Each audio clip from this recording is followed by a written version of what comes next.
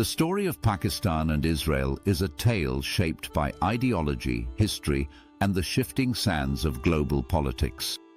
It begins with the birth of Pakistan itself, a nation created in the name of self-determination. The founder, Muhammad Ali Jinnah, stood firmly for the rights of all peoples to determine their destiny. To him, the creation of Israel represented a denial of that very principle for Palestinians, a dispossession that resonated deeply in Pakistan's political and moral conscience. From the start, Pakistan's foreign policy has been tied to that conviction, that true peace in the Middle East is impossible without justice for Palestine. Decade after decade, this belief shaped Pakistan's diplomacy, its votes at the United Nations, and its alliances across the Muslim world. Support for Palestine was not just a policy. It became part of Pakistan's identity, a symbol of solidarity with the oppressed and a reflection of its own struggle for independence. Yet, history is never static. As the Arab world evolved, so too did the geopolitical landscape that surrounded Pakistan. In the early years after independence, quiet conversations took place far from public view. Pakistani and Israeli diplomats met in London in the 1950s to explore the possibility of relations. Nothing came of it officially, but the meeting marked the first faint signal that even bitter political divides might one day give way to dialogue. Then, in the shadows of the Cold War, as the Soviet-Afghan War raged through the 1980s, another layer of cooperation emerged, this time in the secretive world of intelligence. Bound by a shared goal of limiting Soviet expansion, Pakistani and Israeli operatives exchanged information through intermediaries. Officially, they remained adversaries.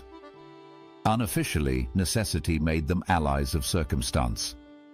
By 2005, a rare moment of openness arrived when Pakistani President Pervez Musharraf and Israeli Prime Minister Ariel Sharon exchanged words at a United Nations summit. It was brief, symbolic, but historic, the first sign that dialogue might replace decades of distance. Still, Pakistan stopped short of formal recognition. In 2020, as Arab states normalized relations with Israel through the Abraham Accords, Pakistan's then Prime Minister Imran Khan reaffirmed a long-standing position: no recognition of Israel until the establishment of a free and independent Palestinian state. Before assuming office, Imran Khan expressed openness toward re-evaluating Pakistan's diplomatic approach to Israel within a broader context of regional peace. His ex-wife was a Jewish too. However, once in power, his government maintained Pakistan's long-standing position of not recognizing Israel, citing domestic public opinion as they were scared of losing the vote bank. And so the question remains, should Pakistan recognize both Israel and Palestine as two states living side by side? The arguments on both sides are complex, interwoven with faith, diplomacy, and national interest. On one hand, recognition could open doors long closed. It could give Pakistan access to Israeli technology in agriculture, cybersecurity, and defense, areas where innovation meets necessity. It could strengthen Pakistan's hand as a peace broker, a bridge between the Islamic world and the West. Such a move might even elevate Pakistan's global diplomatic stature, presenting it as a nation capable of balancing principle with pragmatism. Recognition could help forge new trade routes, alliances, and partnerships. With Israel's technological expertise and Pakistan's strategic position, cooperation could lead to breakthroughs in water management, defense systems, and food security. These are not abstract possibilities, they are tangible needs for a nation facing economic challenges and environmental threats. Diplomacy, after all, is often built not on ideology alone, but on the shared pursuit of survival and progress. Yet the opposing case carries equal weight. To recognize Israel without a just solution for Palestine would, for many Pakistanis, feel like a betrayal of faith, history, and moral integrity. The Palestinian cause remains deeply woven into Pakistan's social and political fabric. For the public, it represents not only a struggle for territory, but a symbol of resistance against oppression. Any government move toward Israel would face immense opposition at home, where public sentiment fiercely supports Palestine. There are also geopolitical risks. Pakistan's closest allies, nations in the Arab and Muslim world, might view such a step as disloyalty. It could fracture vital economic and security partnerships. The perception of abandoning Palestine for political gain could weaken Pakistan's moral leadership among Muslim nations. In diplomacy, timing is everything, and a premature shift could isolate Islamabad rather than strengthen it. Still, in the evolving global order, there are moments when long-held positions must be re-examined. The world after the Abraham Accords is no longer the same as before. Many Arab nations that once stood with Palestine now maintain active relations with Israel. This new reality forces Pakistan to consider whether holding to its traditional stance continues to serve its national interests. Can Pakistan remain an advocate for Palestine while also engaging with Israel in ways that promote regional peace? The history of intelligence cooperation offers one possible model. During the Cold War, pragmatism prevailed over ideology when national security demanded it. Today, both Pakistan and Israel face threats from terrorism, extremism, and cyber warfare. Collaboration in intelligence and counter-terrorism could serve mutual interests without compromising principle. In an age where digital warfare can destabilize economies and democracies alike, cooperation in cyber defense may become not just beneficial, but essential. Beyond security, there lies the realm of trade and technology. Israel stands at the forefront of agricultural innovation, turning deserts into fertile fields through precision irrigation and water recycling. For Pakistan, a country facing water scarcity and agricultural challenges, such technology could transform lives.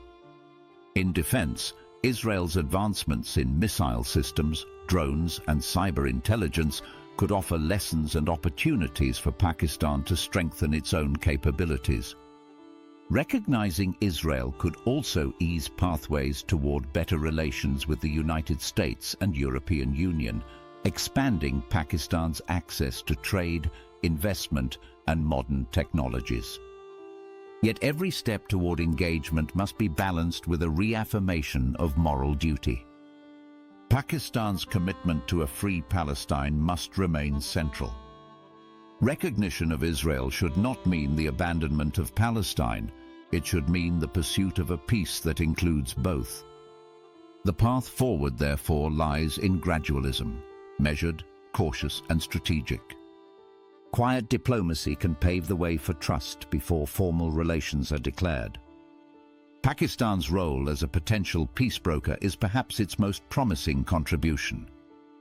With its historical alignment to the Muslim world and its growing ties to global powers, Pakistan is uniquely positioned to mediate between opposing sides. The nation can serve as a bridge, one that connects rather than divides, one that channels empathy into negotiation and conflict into compromise. By maintaining moral consistency while embracing diplomatic innovation, Pakistan can show that peace is not a choice between allies and ideals, but a balance of both.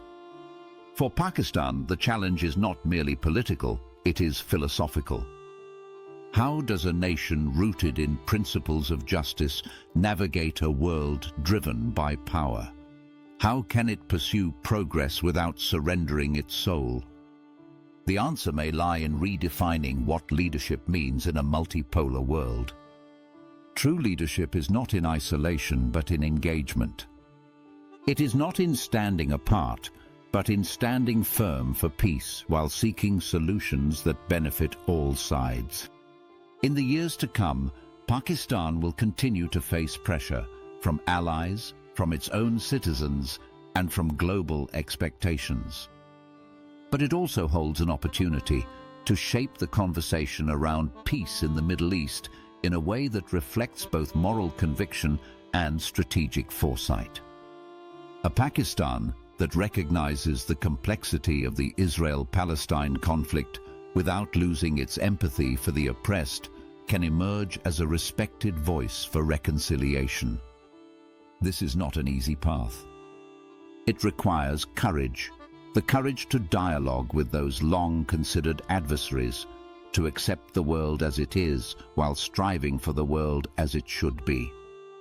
It requires diplomacy rooted in humility, guided by vision, and anchored in justice.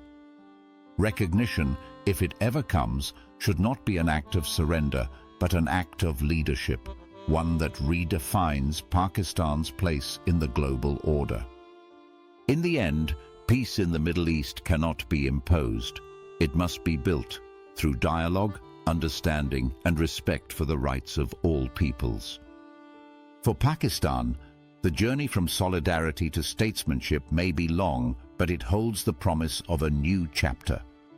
One where moral conviction meets diplomatic pragmatism, and where the dream of two nations living side by side becomes not just a slogan, but a shared reality.